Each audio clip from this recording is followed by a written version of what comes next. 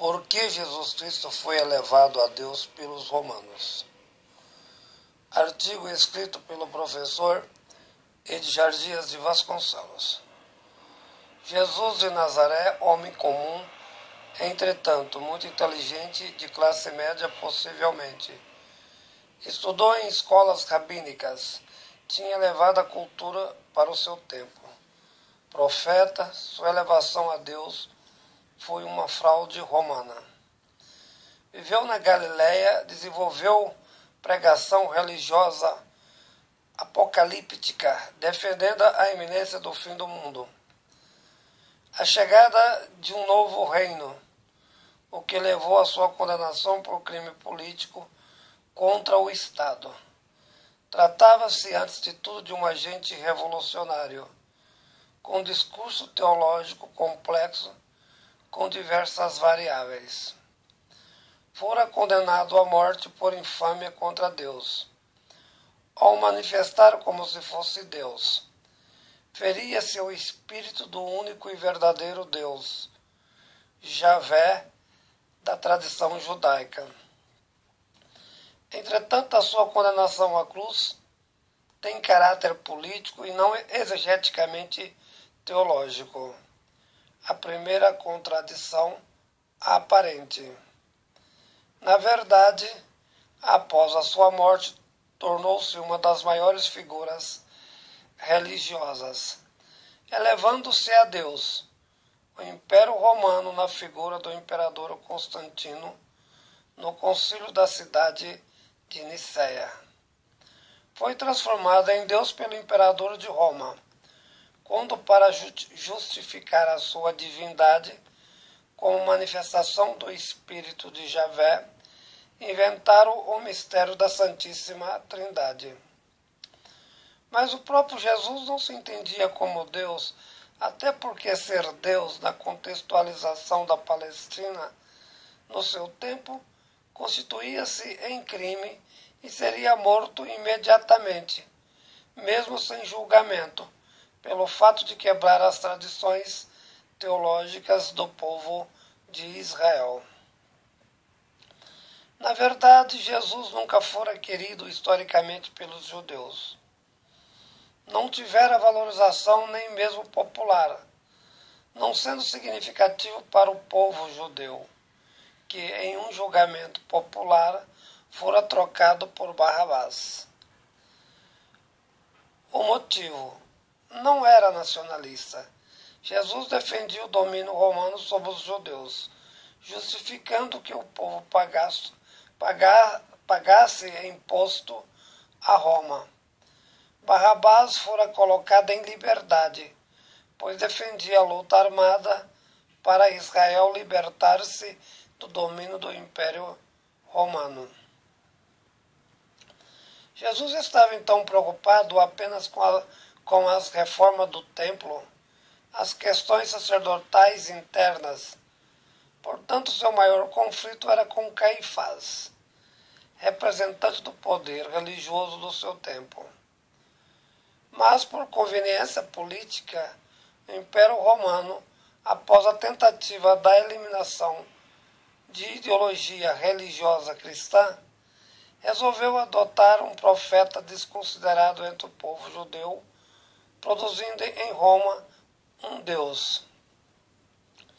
A ideologia da justificação teológica de tal adoção visava a justificação de uma fé centralizada, indispensável à unificação do poder político em Roma, na pessoa do imperador.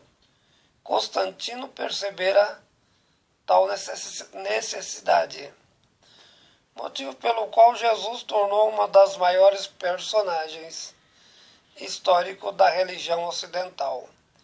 Serviu não apenas para a unificação do império internamente, como também para a centralização do poder, a expressão política de Roma. Mas a grande pergunta: Jesus pensava que era Deus? Resposta mais do que óbvia: não. Ele sabia e tinha plena consciência que o espírito de Javé como Deus não poderia ser usurpado, Tal procedimento levaria à sua morte prematuramente.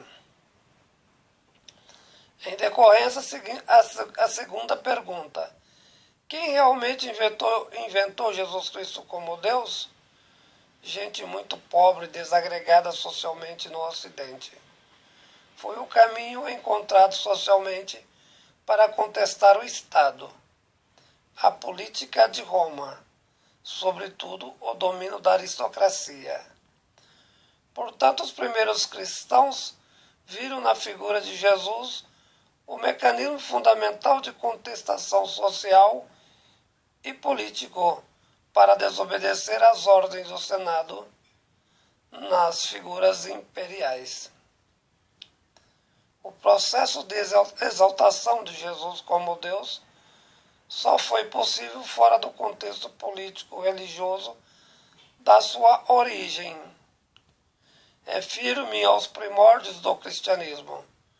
Jesus fora produção exclusivamente ocidental, particularmente do submundo romano. Sem a referida contextualização, necessariamente um desconhecido passaria pela história como se de fato nada tivesse acontecido. O Jesus da Palestina do século I da nossa era fora, de certo modo, profundamente insignificante. Uma vez adotado como Deus do Império Romano, influenciado pela cultura helênica, tornou-se uma figura fascinante. Como de fato relata a evolução hermenêutica no domínio da cristologia exegética do século I ao IV, quando a religião cristã afirmava-se definitivamente como substrato da cultura latina. O cristianismo foi solidificando institucionalmente as questões apenas históricas transformadas em fundamentos teológicos.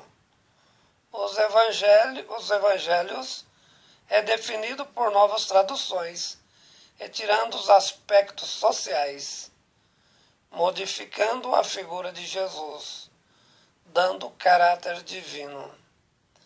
A questionabilidade como pecado e punição institucional. Com efeito, um homem comum, desmerecido pelos seus compatriotas, cada vez mais exaltado pelo Estado, como justificativa de domínio do império, de um pregador comum, desconsiderado no mundo judeu, recebeu posteriormente o status quo de Supremo Deus. Artigo escrito pelo professor Edgar Dias de Vasconcelos.